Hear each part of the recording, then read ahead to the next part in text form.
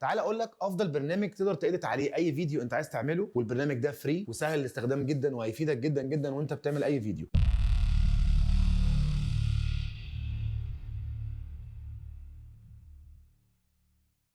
اهلا بيكم في حلقه جديده من حلقات اسك تو بي. معاكم عمرو عماد، والنهارده عندنا حلقه مختلفه تماما وتجربه مختلفه تماما. التجربه النهارده ان احنا هنحول اي تلفزيون مش سمارت لتلفزيون سمارت من خلال الجهاز الصغير ده اللي هو الجوجل كروم كاست. ازاي؟ الخطوات بتاعته بسيطه، هناخدها مع بعض. يلا بينا. اول حاجه هنعمل انبوكسنج للعلبه، وهنلاقي جوه جوجل كروم كاست، وهنلاقي البلاج بتاع الشحن موجود، بتاع الباور بتاع الجهاز نفسه، والكيبل. الموضوع بتاعه تركيبه سهل جدا. هوصل الكيبل عادي بالبلاج زي اي شاحن بتاع اي جهاز، وهوصله بالكهرباء. وبالنسبه لجوجل كروم كاست هوصل الطرف بتاع الباور في الجوجل كروم كاست، واوصل اول حاجه البلاج عادي، بعد كده اوصله بالتلفزيون. طيب بعد ما وصلنا الجوجل كروم كاست بالتلفزيون الموضوع سهل جدا. وصلت الباور ووصلت الكابل الثاني بوصله الاتش دي ام اي. اعرف انا وصلتها على انهي وصله، لان كل تلفزيون بيبقى فيه كذا مخرج، اتش دي ام اي 1 و 2 و 3. فانا وصلتها على اتش دي ام اي 1، فهختارها وهيظهر لي بالشكل ده كده جوجل كروم كاست. دي كده اول خطوه، جيت ذا اب. اول حاجه بيقول لي ان انا لازم احمل ابلكيشن من خلال الموبايل، ولازم يكون في نتورك واي فاي شغاله في البيت عشان اربط التلفزيون واربط الموبايل بالابلكيشن. اول حاجه بخش على البلاي ستور وبكتب جوجل هوم. بعد ما حملنا الابلكيشن نفتح الابلكيشن اهو عادي، هيت ستارت. بعد كده بيقول لي اختار الاكونت الجيميل اللي موجود عندك على الموبايل اللي عايز تربطه على الابلكيشن. انا بختار الاكونت ده، بمشي بقى بالخطوات زي ما هو بيقول لي بالظبط. بس اهم حاجه لازم اكون متاكد منها ان يكون في شبكه واي فاي في المكان اللي انا فيه، تربط ما بين الموبايل وتربط ما بين جوجل كروم كاست. اخترنا خلاص الاكونت زي ما قلت، انا هختار شبكه الواي فاي. بعد كده اخش على اقرب ديفايس، اعمل لو اللوكيشن بتاعي، لو انا عايز اعمل له اكسس للوكيشن ده على حسب انا لو عايز او لا. ممكن ما اعملش ده والابلكيشن برده هيشتغل معايا، مفيش مشكله. بعد كده دلوقتي هو المفروض بيعمل سيرش على الديفايس اللي موجود. هو المفروض بيظهر لي رقم على السكرين، انا بختار ما بينها ايه اقرب جهاز بالنسبه لي ان انا عايز اشغل السيت اب ده عليه. بختار جوجل كروم كاست، طبعا هو الوحيد اللي موجود في الاختيارات عندي. هيظهر لي المفروض رقم، الرقم ده انا هكتبه عندي على السكرين عشان يعمل بيرنج ما بين الموبايل وبين الجوجل كروم كاست. الرقم ظهر لي هو نفس الرقم ده اللي ظهر دلوقتي على الشاشه جنبي على الموبايل، هو نفس الرقم ده. فبقول له ايوه هو ده الرقم فعلا. هو دلوقتي الجهاز بيسالني بيقول لي انت حاطط الشاشه او جوجل كروم كاست او الحاجه دي انت عايز تستخدمها في انهي غرفه في الاوضه. طيب هي دي حاجه مش مهمه قوي، بس انا هقول لك قدام هي ليه جوجل كروم كاست بتطلبها منك. بس خلينا الاول نختار ان هي الليفنج عادي، كان انا هستخدمها في الليفنج روم. ادوس نكست، اخترت الواي فاي بتاعي.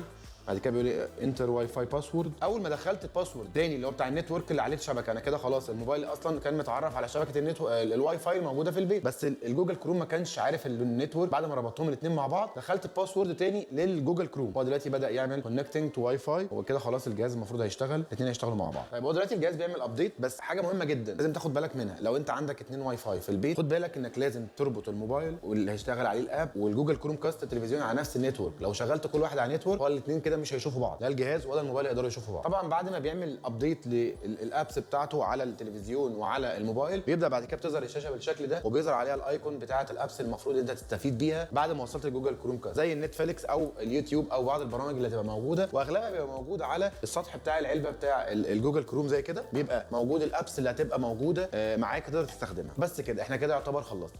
تعال اقول لك افضل برنامج تقدر تedit عليه اي فيديو انت عايز تعمله، والبرنامج ده فري وسهل الاستخدام جدا وهيفيدك جدا جدا وانت بتعمل اي فيديو. البرنامج ده موجود على الاندرويد وعلى الاي او اس. طيب البرنامج ده بكل اختصار هو اسمه برنامج الفي ان. الفي ان زي ما احنا شايفين كده بيدي لك كذا لاين بار تقدر تستخدم فيهم الفيديو. ترفع الفيديو بتاعك عادي زي ما احنا عملنا كده، تمام. بتدوس علامه البلس اللي في الجنب وبتابلود. بيقول لك عايز انت ماتيريال تصورها دلوقتي على طول لايف من الموبايل بكاميرا الموبايل للاب على طول، او انت لو مسجل حاجه زي كده. بختار الماتيريال بتاعتي زي ده كده، فيديو قدامي عادي، انا اخترت الماتيريال. بعد كده اللاين اللي فوق ممكن يقول لي عايز تزود فيديو تاني، لو عايز احط فيديوز على بعض، او عايز احط سكرين، او مثلا اعمل شاشه زي اللي جنبي دلوقتي انا قاعد بشرح الفيديو والسكرين اللي انا بستخدمها دلوقتي ظاهره جنبي. ده برضو اقدر اعملها من خلال الابلكيشن. وعندي البار الثانيه، تمام، ممكن احط تكست باي فونت انا عايزه، ودي برضو ليها تفصيله مهمه جدا ان انا اقدر اخش اختار كل الفونت اللي انا عايزها، اي فونت اللي انا عايزه مفيش مشكله. وفي انا حاجات انا بعمل لها داونلود برضو، ده موجود في الابلكيشن. في برضو الميوزك، ده اخر لاين فيها، اقدر اضيف ميوزك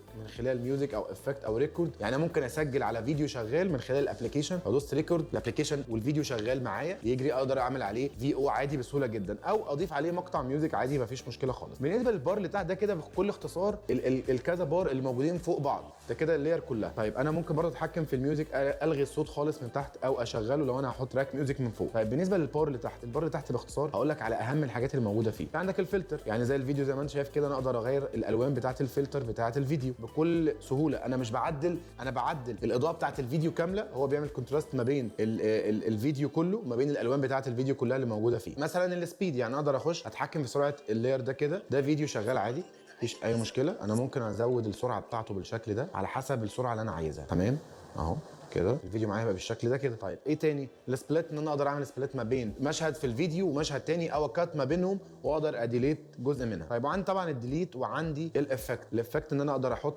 افكت زي ده كده او ده او ده، كل ده موجود بالنسبه لي وفري. فده طبعا هيسهل عليك حاجات كتير جدا.